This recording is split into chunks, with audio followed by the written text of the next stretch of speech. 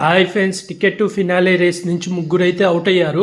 First Sanjana గారు out అయ్యారు. సంజన గారు ఇమాన్యుల్తో ఆడతారు, ఇమాన్యుల్ గెలుస్తారు. సంజన గారు టికెట్ టు ఫినాలే రేస్ నుంచి అవుట్ అయిపోతారు. తర్వాత సుమన్ శెట్టి, తనుజ ఇద్దరు ఆడతారు. తనుజ సుమన్ శెట్టిని సెలెక్షన్ చేసుకుంటుంది. వీళ్ళిద్దరు ఆడతారు. అయితే ఫిజికల్ టాస్కులు ఎమ్మడెమ్మడే పెట్టడం వల్ల తనుజ చాలా ఫైట్ ఇస్తుంది సుమన్ శెట్టికి. చివరి సెకండ్లో అయితే ఓడిపోతుంది అన్నమాట తనుజ. ఎందుకంటే దానికి ముందే డిమాండ్ పవన్ బన్నీ గారితో ఫిజికల్ టాస్క్ అవుతుంది. ఇద్దరు చాలా పొరపడితే తనుజకు దెబ్బలు కూడా తగులుతాయి. అయినా సుమన్ శెట్టితో మంచి ఫైట్ ఇస్తుంది.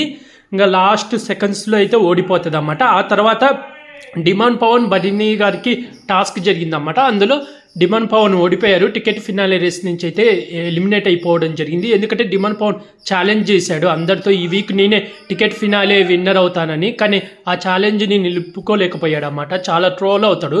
ఇక్కడ ఏమైందంటే సుమన్ శెట్టి గారు విన్ అవుతారు కదా, తనుజ విన్. అప్పుడు సుమన్ శెట్టి గారు ఇద్దరిని సెలెక్షన్ చేసుకోవాలి. కళ్యాణ్ని, డిమాండ్ పవన్ని సెలెక్షన్ చేసుకుంటారు. వీళ్ళు ముగ్గురికి టాస్క్ జరుగుతాయి. చాలా పెద్ద గొడవలు కూడా అయినాయంట, బూతులు కూడా మాట్లాడుకున్నారంట. అందులో డిమాండ్ పవన్ గెలుస్తాడు. డిమాండ్ పవన్ గెలిచిన తర్వాత ఒకరిని సెలెక్షన్ చేసుకోవాలి. బర్నీ గారిని సెలెక్షన్ చేసుకుంటారు. బర్నీ గారు డిమాండ్ పవన్ ఆడినప్పుడు బర్నీ గారు విన్ అవుతారు.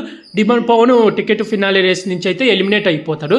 మీలో ఎంతమంది డిమాండ్ పవన్ ఎలిమినేట్ అవ్వడం బాధ అనిపించిందని కామెంట్ చేయండి. అలాగే ఇలాంటి బిగ్ బాస్ రివ్యూస్ కోసం నా యూట్యూబ్ ఛానల్ సబ్స్క్రైబ్ చేసుకోండి friends. Like, share, comment, subscribe friends. Bye.